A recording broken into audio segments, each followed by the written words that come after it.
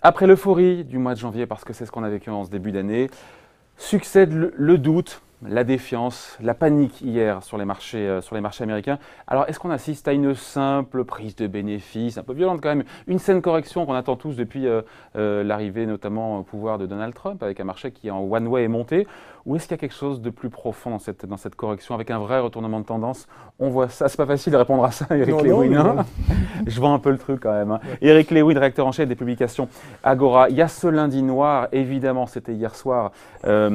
Ça a surpris, ça vous a surpris, ne mentez pas, les yeux dans les yeux. Quand c'est arrivé hier, avec une heure avant la clôture, le marché action américain, le Dow Jones perd 6%, j'ai dit waouh, on retourne 10 ans en arrière. Vous-même, ça vous a surpris quand même, la brutalité du décrochage américain. Même si c'est repris, le marché américain a quand même fini quasiment à moins 5. Hein. Oui, enfin, ça m'a surpris, mais quand on regarde dans l'histoire... Il n'est jamais surpris, hein, non, ça qui est bien. Non. Quand on regarde dans l'histoire, c'est la 108e baisse en termes de pourcentage depuis 1900. Donc, faut quand même pas dramatiser. 1500 points. Oui, mais c'est normal, on a 26 000. Le dos est à 26 000. On va pas jouer là-dessus. Non, disons, ça m'a un petit peu surpris. Maintenant, ce que je disais, c'est qu'on avait besoin d'une correction. On n'arrivait pas à trouver les semaines précédentes d'où viendrait la correction. Je vous avais dit que s'il y avait un petit signe inflationniste, ça pourrait faire déraper les marchés. On l'a eu le vendredi. On l'a eu avec cet indice, ce salaire horaire moyen en hausse de 2,9% aux États-Unis. Et les investisseurs se sont dit... Et si la Fed ne faisait pas 3 hausses de taux, mais 4 hausses de taux, et si la Fed n'avait pas sous-estimé l'inflation, du coup, ils ont trouvé tous les prétextes pour vendre. Ça, c'était lundi. C'était vendredi, parce que lundi, hier, il n'y a aucune nouvelle qui tombe. Le marché perd 6%, il n'y a aucune nouvelle. À partir de lundi, les investisseurs se sont dit, maintenant on va regarder le marché américain, on se rend compte qu'il est très cher. Et donc les investisseurs hier... Ah bah tiens, ça y est, on se réveille, on se rend compte qu'il est cher. Oui, parce qu'il faut souvent un petit détonateur. Alors, ce qu'il y a, c'est que vous aviez des investisseurs qui étaient vendeurs de volatilité et qui étaient longs actions. Le problème, c'est que la volatilité a pris 115% hier soir et que les marchés ont baissé. Donc, ce que je pense, c'est qu'il y a quand même quelques programmes informatiques qui se sont déclenchés et qui ont fait en sorte que ça a appuyé un petit peu à la baisse. Maintenant, ce qu'il faut noter quand même, c'est que les titres de la presse hier, lundi matin, vers un crack obligataire, etc. Que s'est-il passé sur le 10 ans américain, mon cher David? On était à 2,85 hier matin et on a fini à 2,71 hier soir et actuellement on est à 2,72%. Donc les taux, parce que ce qu'on appelle le flight to quality, c'est-à-dire que les investisseurs sont passés des actions aux obligations. Et en achetant des obligations, ça a fait baisser les taux d'intérêt à long terme. Ce qui veut dire que le raisonnement actuel qui dit oui, crack obligataire, attention, c'est pour ça que les marchés baissent, n'est pas le bon. Ce qui se passe, c'est que les marchés sont extrêmement chers. Alors hier, par exemple, je regardais quelques ratios boursiers. Vous savez combien ça vaut Amazon? 115 fois les bénéfices. Alors, ok, Bezos, c'est la plus grande fortune du monde. Ok, ils font la complémentarité entre l'Internet, les magasins physiques, mais c'est quand même très très cher. Donc, il y a certains investisseurs... Avec des croissances à 2 chiffres quand même, je sais plus de... Oui, mais c'est quand même très cher en termes de ratio. Quand vous payez 115 fois les bénéfices, on peut m'expliquer qu'il y a une croissance à 3 chiffres, à 4 chiffres, c'est quand même très cher. Donc, les investisseurs, qu'est-ce qu'ils se disent? Eh bien, les marchés américains, profitons de toute cette espèce de panique pour vendre, et c'est pour ça qu'on a assisté à cette espèce de sell-off hier. À noter quand même qu'à Paris, je regardais les futurs parce que j'étais insomniaque cette nuit à 4 h du matin. Ah, ça vous empêchait de dormir quand même. Hein. 4 910 points, on va aller sur le futur CAC 40 à 4 h du matin. Et là on perd 2,5%. Bon, c'est une purge. C'est vrai que ça fait 8,5% par rapport au plus haut. C'est vrai que ça fait aussi 8,5% par rapport au plus haut du Dow Jones. Mais moi, j'ai regardé le Dow Jones sur un an. Il gagne encore 21% et le CAC gagne encore 10%. Donc, on n'est quand même pas dans un crack. On n'est pas sur le Bitcoin, juste une petite aparté qui vaut 6 000 actuellement alors qu'il valait 20 000 il y a un mois. Ça, c'est véritablement un crack. Sur les actions, on n'est pas du tout dans une situation de crack. Maintenant, il est évident on est passé, pardon Eric, on est passé de l'euphorie.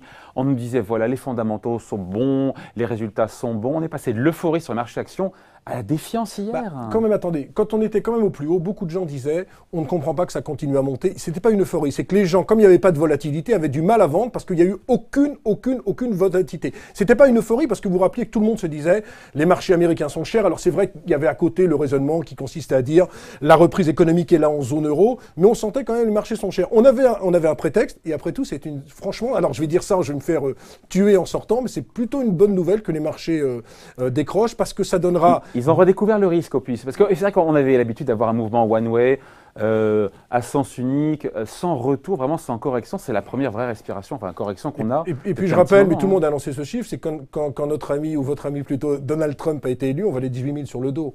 Donc on est quand même largement en hausse. Moi je trouve que cette correction fait du bien. Ça va nous donner des affaires intéressantes à faire. À noter quand même... C'est trop tôt encore. C'est pour faire des rachats à bon compte. Non mais On ne cherche pas à attraper un couteau qui tombe. Ceux qui s'amusent sur les futurs, ceux qui s'amusent sur les futurs, qui ont les yeux rivés toute la journée, il y a des signaux techniques sur lesquels je ne suis pas. Maintenant, moi, j'ai le sentiment, on peut peut-être aller voir... Que c'est éphémère. Vous avez le sentiment que cette correction est éphémère? Moi, je dis, et si jamais c'était une correction durable? Non, c'est pas ça. On a peut-être encore besoin de 3, 4, 5% avant de repartir. Ça ne va pas repartir aujourd'hui en finissant ce soir à plus 4%. On a besoin de consolider, on a besoin de s'opposer. À noter quand même que l'or, qui théoriquement, en cette période de marché qui baisse, ne monte absolument pas. On est à 1342, 1343 $. Donc rien ne dit qu'on a atteint un plancher aujourd'hui sur le marché action. Non, rien ne dit. Mais c'est impossible. Personne ne peut vous dire au monde qu'on a atteint un plancher. Ce que je dis, c'est que les fondamentaux restent bons. On est maintenant un petit peu moins cher. Moi, il me semble qu'il faut encore 4 à 5% avant qu'on reparte. Mais on aurait pu les faire sur plusieurs semaines. Là, on a fait moins 8 sur le Dow Jones. En 2 séances. Ben oui, mais on est dans des marchés complètement unidirectionnels. On avait la même chose sur l'euro-dollar. On a redécouvert l'accélération à la baisse. On connaissait que l'accélération à la hausse sur les marchés actions, regardez l'euro, ça marche dans l'autre sens. Regardez l'euro, on avait fait un 19, un 25,50 sans retracement. Là, on fait la même chose, 5571, boum, 4950 sur les futurs. J'ai l'impression que maintenant, on risque d'être dans des marchés unidirectionnels. Alors, ce qui est bien quand même pour toutes les salles de marché du monde entier, c'est qu'il y a le retour de la volatilité. Le retour de la volatilité, c'est bon pour le business. C'est très bon pour le business. Il y a plus de transactions, c'est très bon pour le business. C'est très bon aussi peut-être pour Boursorama, parce qu'il y aura plus de gens qui vont s'intéresser. Qui vont regarder la bourse, qui vont s'intéresser. Maintenant, moi, je ne suis pas dans un catastrophisme exacerbé. On n'est pas en 2000... On est dans une phase de correction, mais rien ne dit qu'elle sera, encore une fois, durable ou éphémère, et personne ne sait sa vitesse si elle continuera. Ça ne sert à rien d'effrayer. On n'est pas en 2000 dans la bulle Internet, on n'est pas en 2008 dans la crise des subprimes, on n'est pas dans les crises des dettes de la zone euro, on n'est pas en 1987. Maintenant, c'est vrai qu'il y a quelques petites interrogations autour de l'inflation, mais vous savez, ce chiffre d'inflation, on en parlait la semaine dernière sur le krach obligataire. Moi, je vous disais que, par exemple, des entreprises comme Walmart ont augmenté leur salaire. Il y a une forte réforme fiscale aux États-Unis, donc les boîtes ont augmenté leur salaire. Donc ils ont rapatrié, ils ont distribué aux actionnaires, ils ont donné un petit peu aussi aux salariés. C'est normal, ils ont tellement privilégié les actionnaires, ils privilégient les salariés, c'est normal que l'inflation remonte un petit peu. Mais ce qui est une bonne nouvelle, moi, ce que je trouve dingue dans cette histoire, c'est de voir qu'une bonne nouvelle pour l'économie américaine, que n'a-t-on pas glosé ensemble sous cette reprise sans hausse de salaire? Enfin, on l'a, c'est une bonne nouvelle pour l'économie américaine, qui est dévastatrice pour les marchés. Enfin, dévastatrice, attendez, on était à 18... Non mais attendez. Sur 48 heures, depuis quand est-ce qu'on a vu un décrochage de 8% de Dow Jones en 48 heures? Non mais le problème c'est que personne ne priçait un retour de l'inflation. Tout le monde disait que la courbe de Phillips était morte. La relation entre chômage et inflation était morte. Or, avec ce chiffre de vendredi, certains se sont dit, et si l'inflation repartait? Et si la Fed avait fait une erreur de jugement? Ce qui est une bonne nouvelle. Mais oui, mais ils se sont dit, et si la Fed avait fait une erreur de jugement, c'est-à-dire qu'elle n'avait pas pricé une inflation plus forte que prévu. Et quand vous regardez la Fed et vous dites, tiens, elle a fait une erreur de jugement, vous shootez les marchés, c'est-à-dire que vous vendez les marchés. C'est aussi simple que cela.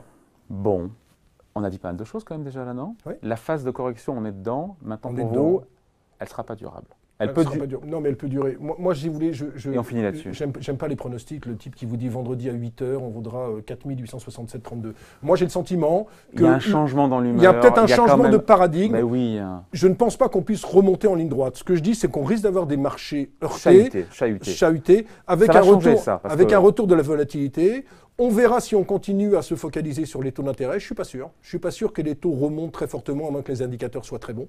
Ouais. Donc moi j'ai le sentiment qu'on peut être dans une zone entre 5000 et 5250 points, avec peut-être un petit spike à la baisse, pour peu que les marchés américains soient encore assez discutés. Mais après tout, moi j'ai l'impression que si on va sous 5000 points, il faudra commencer à faire quelques achats sur quelques très belles valeurs, parce que très franchement, moi je ne suis pas du tout dans un catastrophisme exacerbé. Pour l'instant, David, vous me direz peut-être l'inverse la semaine prochaine. Ouais, d'autant que les résultats des entreprises, encore une fois, américaines sont plutôt bons. 80% des boîtes ont battu, encore une fois, leur... BNP ce matin, c'était pas exceptionnel, mais pas mauvais non plus, ça perd 2%. Bon, il y aura beaucoup de résultats aussi, L'Oréal, Publicis, Vinci cette semaine. C'est la microéconomie qui devrait prendre le relais après cette période de folie un petit peu.